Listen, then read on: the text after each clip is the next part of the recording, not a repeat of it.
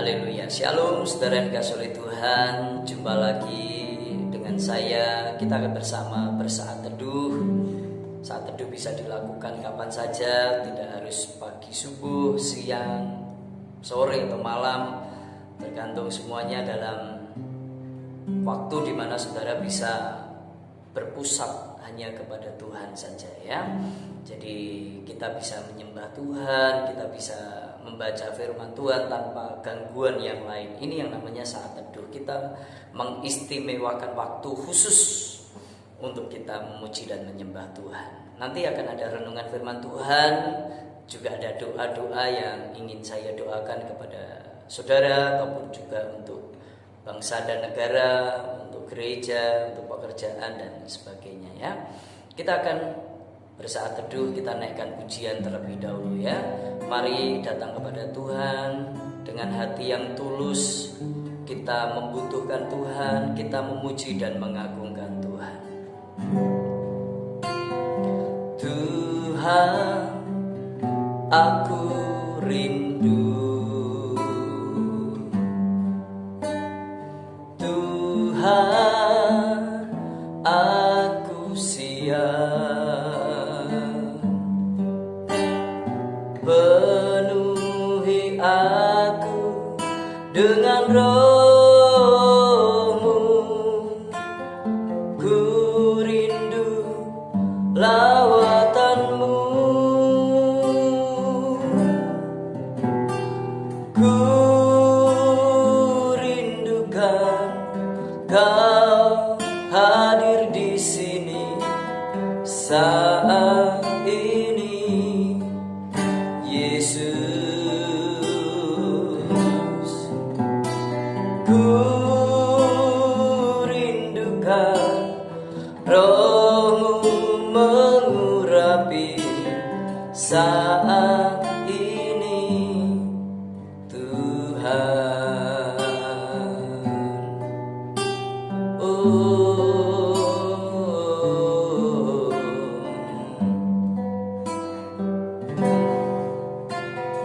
Tuhan, aku rindu. Tuhan, aku siap. Penuhi aku dengan roh-Mu. Ku rindu lawatan-Mu.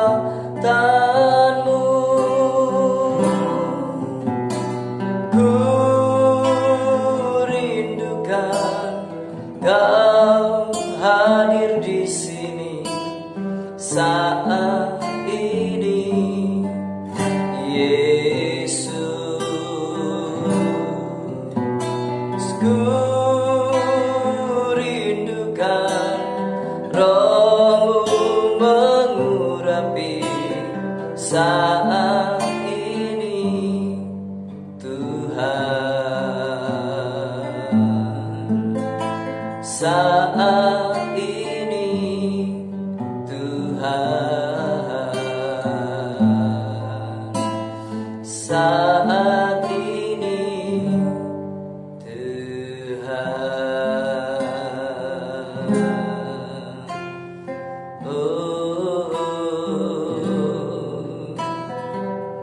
Kami merindukan hadirat-Mu. Ku rindukan saat-saat indah bertemu dengan hadirat-Mu, ya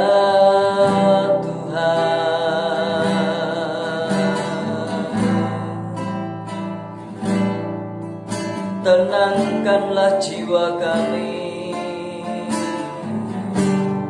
Kami mau bersekutu dengan-Mu ya Tuhan.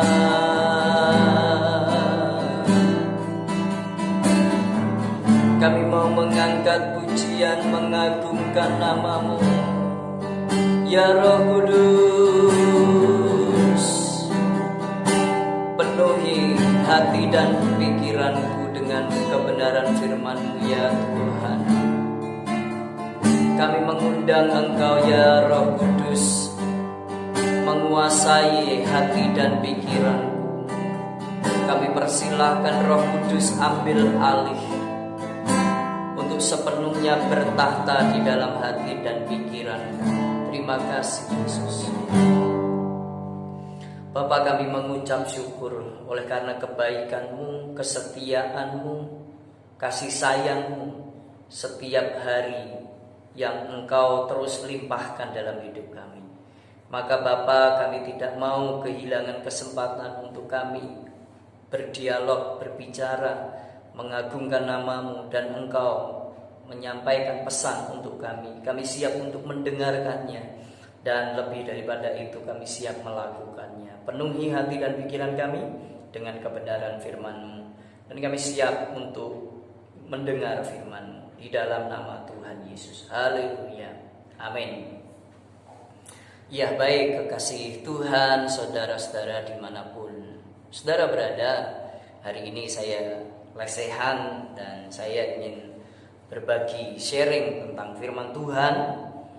Sekalipun ada banyak pendeta, bahkan pendeta-pendeta besar, ya artinya yang sudah punya nama di media sosial dan terlebih dari seluruh negeri ini Indonesia. Tetapi sebagai hamba Tuhan, saya juga punya hak untuk berbagi firman Tuhan, hasil dari perenungan dan juga hasil dari refleksi diri di tengah-tengah situasi wabah COVID-19 ini. Kita menemukan apa? Ya, jadi saya sendiri pun merefleksi lebih banyak waktu untuk bergaul dengan Tuhan melalui firman-Nya yang tertulis di dalam Alkitab, dan saya ingin sharingkan ini. Dan saya berharap sharing ini pun juga nanti akan lahir sharing-sharing berikutnya di antara saudara ya. Mungkin ada juga yang melihat, mendengar akan penyampaian ini, ada di antara saudara yang juga merupakan hamba Tuhan. Nanti bisa sama-sama saling melengkapi ya. Saya tidak sempurna, saya tidak mahir dalam hal akademis dan sebagainya, tetapi ini mari bersama kita sharing firman Tuhan yang berguna untuk ya kehidupan kita yang semakin hari menuju kepada keserupaan akan Kristus.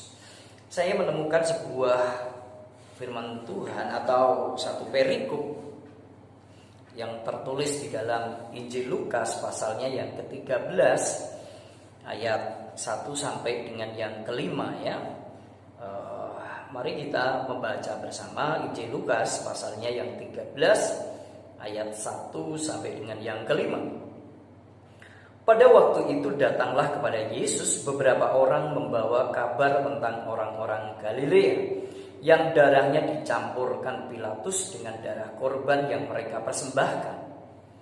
Yesus menjawab mereka, "Sangkamu orang-orang Galilea ini lebih besar dosanya daripada dosa semua orang Galilea yang lain, karena mereka mengalami nasib itu? Tidak, kataku kepadamu. Tetapi jikalau kamu tidak bertobat, kamu semua akan binasa atas cara demikian. Atau sangkamu ke-18 orang yang mati ditimpa menara dekat Siloam lebih besar kesalahannya daripada kesalahan semua orang lain yang diam di Yerusalem? Tidak, kataku kepadamu. Tetapi jikalau kamu tidak bertobat, kamu semua akan binasa atas cara demikian." Nah, saudara-saudara yang kasih oleh Tuhan, ketika saya membaca ini, merenungkan ini, ya saya tidak mau terjebak pada satu dalam tanda kutip penghakiman. Kenapa dunia ini sedang bersama-sama, seperti yang Paulus katakan, semua makhluk mengeluh seperti merasakan sakit bersalin atas kondisi bumi yang saat ini ya. Wabah atau pandemi COVID-19 benar-benar merampas semua aktivitas, rutinitas kehidupan manusia. COVID-19 merampas kesenangan orang, hobi orang yang suka traveling, yang suka mancing, yang suka berbelanja, bahkan juga merampas semua kegiatan aktivitas manusia secara formal, berkantor, berkuliah, bersekolah, bahkan juga dalam hal rohani, berkumpul, beribadah, mengadakan kebaktian besar, KKR dan sebagainya. Seolah-olah semuanya dalam tanda kutip terampas akan wabah COVID-19 ini. Semua di seluruh penjuru dunia dirumahkan, semua aktivitas dilakukan di rumah, aktivitas sekolah, aktivitas bekerja, perkantoran, bisnis, semua dikendalikan dari rumah. Nah, apa yang sedang terjadi ini? Bagi golongan-golongan yang mungkin aman dalam artian tidak merasakan betapa pedihnya kehilangan anggota tersayang, anggota tercinta yang terserang positif ataupun bahkan ada yang meninggal, merasa tidak ada sesuatu yang menjadi refleksi diri, mungkin beranggapan ya sudah, itu dosanya. Tetapi melalui kisah ini, ketika orang-orang banyak bahkan termasuk muridnya datang kepada Yesus itu mengungkapkan sesuatu yang rasanya dalam tanda kutip ya ini penghakiman, Yesus justru menjawab, sangkamu itu karena dosa mereka lebih besar daripada kamu? Tidak, aku katakan kepadamu. 2 kali Yesus menyampaikan itu dengan tegas, jika kamu tidak bertobat. Justru itu dikembalikan kepada yang bertanya. Jika kamu tidak bertobat, ya. Begitu saya membaca perikop ini, saya merenung diri. Saya juga termasuk di antara yang ditegur oleh Tuhan jika kamu tidak bertobat. Jadi kalau kita mau merefleksikan, kita merenungkan atas kondisi yang sedang terjadi ini, sebenarnya Tuhan ingin berbicara kepada person to person, pribadi lepas pribadi. Ya, person to person. Seandainya kita sadar Tuhan ini sedang berbicara pada saya, maka saya ingin mengubah, saya ingin menata kembali. Maka kalau kita mau menggali lebih dalam apa maksud dari semuanya ini, di balik wabah COVID-19 ini sebenarnya Tuhan mau berbicara apa? Tuhan ingin berbuat apa? Tuhan ingin menyampaikan pesan apa di balik semua kondisi yang sedang terjadi ini? Melalui wabah COVID-19, justru saya menemukan ketika belajar untuk menggali lebih dalam, ketika saya masuk di dalam kamar pribadi, saya mulai menyembah Tuhan, saya mulai membaca Alkitab. Lalu saya berdoa minta hikmat datang dari Tuhan. Apa Tuhan yang ingin kau sampaikan? Justru saya dibawa oleh Tuhan pada satu perikop ini. Ternyata Tuhan ingin kita sama-sama mengevaluasi diri. Kita mulai metani, bahasa Jermannya ya.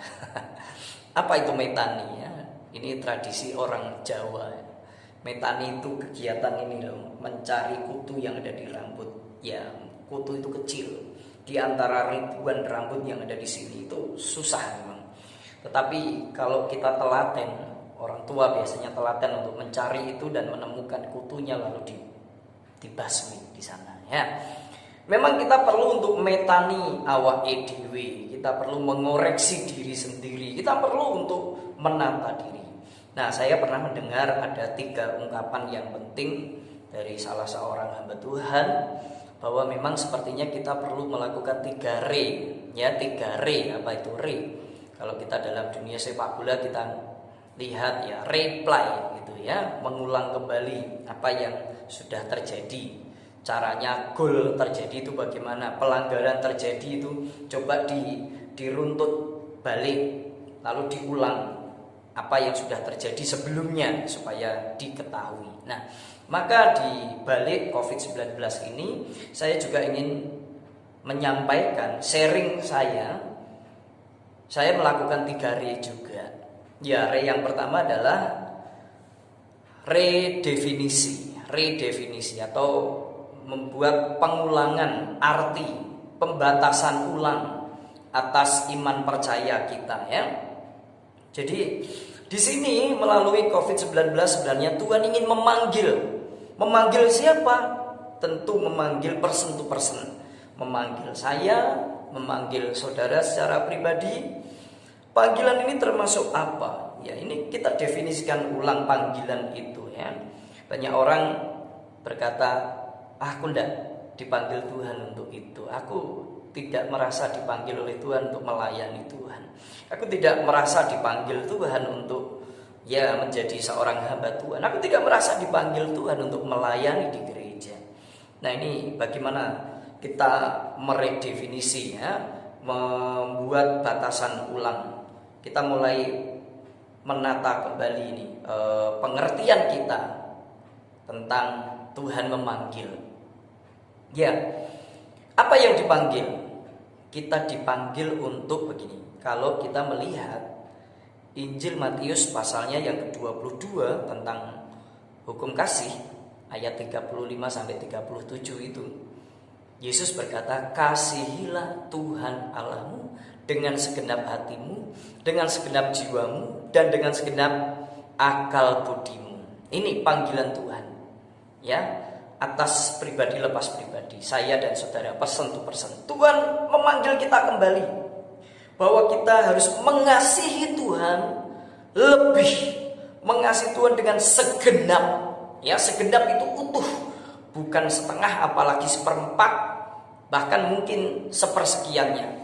Tuhan ingin memanggil kita kembali. Ayo kasihilah Tuhan dengan segenap hatimu, segenap jiwamu, dan dengan segenap akal budimu. Segenap, utuh, penuh, tidak terbagi-bagi dengan yang lain. Kasihi Tuhan, kasihi Tuhan. Mungkin yang kemarin-kemarin kita tidak mengasihi Tuhan dengan segenap hati, masih setengah-setengah, bahkan mungkin seperempat. Ya, kita tidak serius. Bahasa gampangnya, kita mengasihi Tuhan itu gak serius ya, asal saja. Mungkin kita menjadi orang Kristen yang sudah berpuluh-puluh tahun, lahir dari keturunan nenek moyang yang kesekian sudah Kristen ya. Tetapi Tuhan ingin memanggil kita untuk ya benar-benar mengalami yang namanya hidup baru, mati di salib melalui pembaptisan. Kita meninggalkan hidup lama, kita matikan, lalu kita bangkit menjadi orang yang mengenakan manusia baru, yaitu apa? Pikiran Kristus, karakter Kristus. Jadi sekalipun kita orang Kristen, kalau kita masih manusia lama, belum hidup baru, tabiat-tabiat manusia lama kita masih melekat, pendendam, iri hati, suka memfitnah, suka menggosip, menceritakan kejelekan orang lain, bahkan menambah-nambahinya. Mungkin kita juga orang yang tipe pemarah, gampang meledak, emosi, marah-marah gitu ya. Kita mulai mau kuburkan semuanya itu. Pikiran-pikiran kita kotor atas segala hawa nafsu, kita penuhi keinginan daging, kita penuhi, kita kejar terus. Sementara keinginan Tuhan kita abaikan, pikiran Tuhan kita abaikan, maunya Tuhan kita abaikan. Ini yang namanya kita harus mematikan manusia lama. Kita dipanggil Tuhan untuk mengasihi segenap hati, segenap jiwa, dan segenap akal budi ya, akal budi.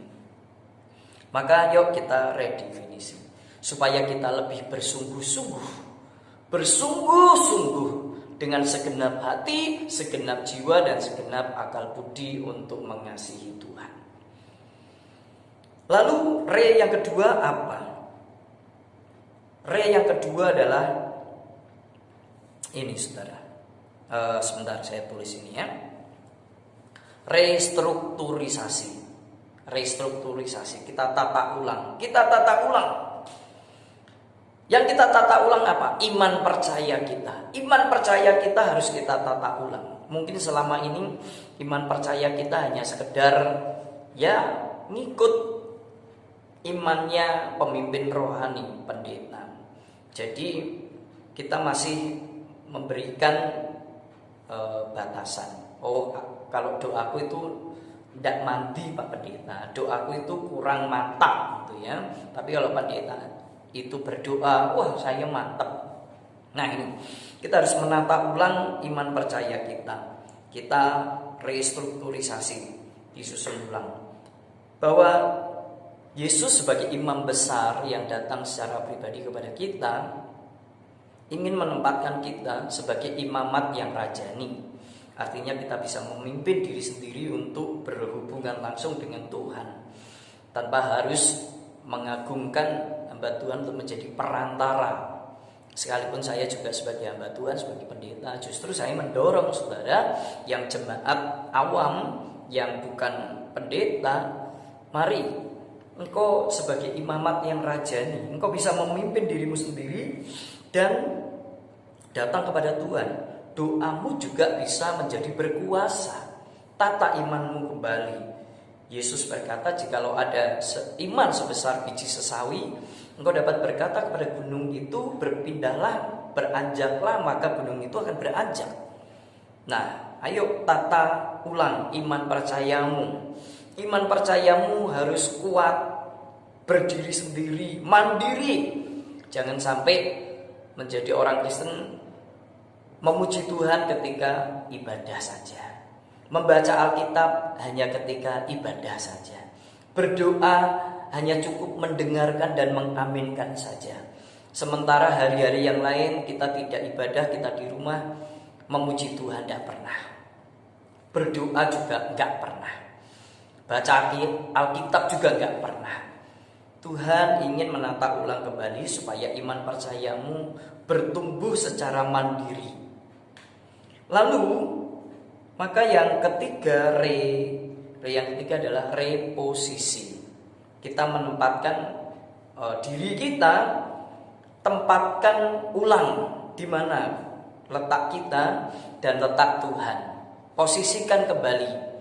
Apakah Tuhan Yesus yang sudah rela mati di atas kayu salib menebus dosa-dosa kita lalu bangkit menjamin masa depan hidup kekal, itu sudah benar-benar di posisi yang maha tinggi, atau justru Yesus ditempatkan di bawah lalu kita yang ada di tempat tinggi?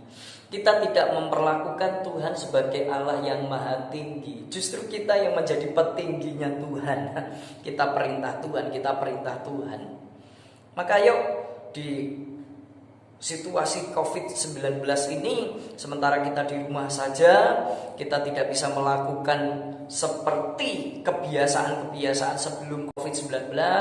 Kita tidak bisa berkumpul bersama, kita tidak bisa bekerja, kita tidak bisa berkuliah dengan tatap muka, beribadah, berkumpul bersama di gereja. Mari posisikan ulang lagi. Kesempatan ini adalah kesempatan untuk menempatkan Tuhan kita di tempat yang semula, tempat yang benar, yaitu yang bertahta di atas dari segala sesuatunya. Dia Allah yang maha tinggi, Dia Allah yang maha kuasa, Dia Allah yang maha tahu, Dia Allah yang maha hadir. Tempatkan itu di tempat yang benar. Jangan kita yang menempatkan diri di tempat yang tinggi, sementara Tuhan tidak tahu ditaruh di mana, tempatnya di mana tidak tahu. Ya sudah, terserah. Mari kita mementingkan Tuhan, memposisikan Tuhan sebagai tempat yang maha penting dari segala sesuatunya. Coba koreksi hidup kita selama ini sebelum ada COVID-19. Apakah hobi kita jauh lebih penting? Nonton sepak bola, pergi mancing, ada jemaat atau ada orang Kristen kalau hari Minggu tidak pernah ke gereja, tapi berangkat dari jam 6 pagi, pulang jam 6 malam, mancing di kali terus. Dia menempatkan hobinya itu maha penting. Ada yang jalan-jalannya maha penting, pikniknya maha penting, makan-makan kulinernya maha penting. Tuhan tidak tahu orang keberapa atau urusan keberapa, belakang jauh sekali.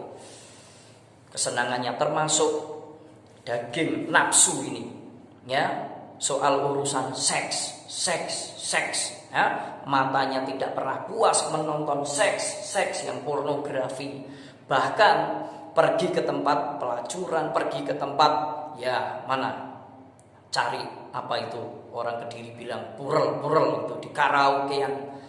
Dia menempatkan itu semua sebagai yang maha penting. Tuhannya nggak pernah dianggap penting. Maka ayo, melalui COVID-19 ini kita mau memposisikan ulang lagi bahwa Tuhan di tempat yang maha penting. Pentingkanlah Tuhan, sebab Tuhan telah menganggap kita orang yang penting. Itu karenanya dari tahtanya yang kudus Dia turun ke bumi untuk menyelamatkan kita, untuk mengangkat kita dari lumpur dosa. Kita dianggap oleh Tuhan sebagai pribadi yang penting. Maka maha pentingkanlah Tuhan dari semuanya. Harta kekayaan, keuangan, hobi, termasuk hawa nafsu kedagingan, tinggalkan di belakang. Tempatkan Tuhan yang paling terdepan dalam hidup kita. Posisikan Dia ulang. Ya, apa yang saya sharingkan ini kiranya juga menolong kita untuk satu, meredefinisi, merestrukturisasi, dan mereposisi lagi, ya, untuk Tuhan di tempat yang maha tinggi. Jangan taruh Tuhan paling belakang atau di bawah kita. Tuhan tetap Allah yang maha tinggi. Tempatkan Dia di tempat yang benar. Amin. Tuhan Yesus memberkati. Saya ingin berdoa untuk kekasih Tuhan, untuk saudara semua. Bapa, di dalam nama Tuhan Yesus, hari ini kami sudah melakukan saat teduh.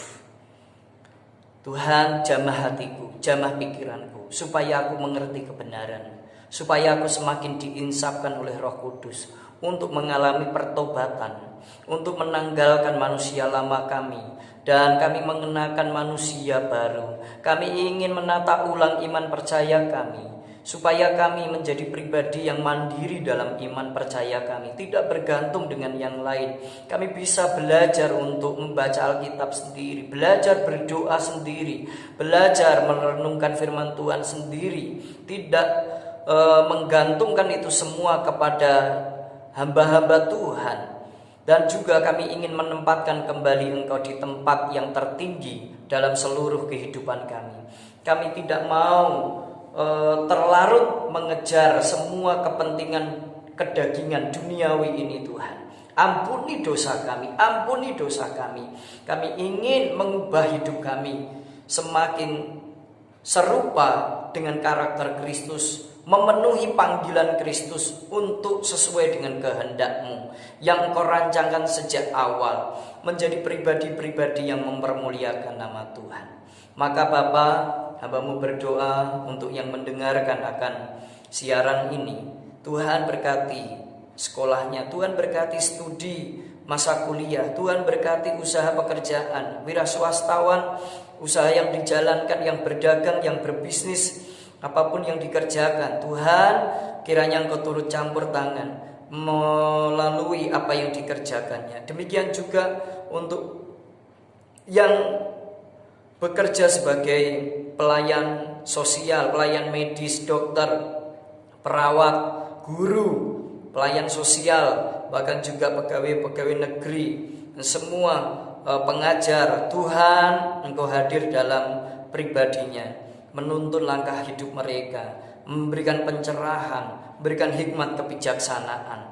Bahkan hamba-Mu juga berdoa untuk gereja-gereja, hamba-hamba Tuhan akan mengalami pemulihan, kebangkitan rohani yang luar biasa di semua penjuru dunia ini, bahkan juga di kota-kota tempat kami tinggal. Hamba-Mu juga berdoa untuk Indonesia, supaya Indonesia dipulihkan baik secara rohani maupun secara ekonomi. Hamba-Mu berdoa untuk Bapak Presiden Joko Widodo bersama Wakil Presiden dan jajaran kabinet. Tuhan, persatukan mereka dalam kesepakatan untuk bertindak sesuai dengan hikmat yang datang daripada-Mu bagi negeri ini. Dijauhkan dari segala orang-orang yang ingin merusak, mengacaukan negeri ini.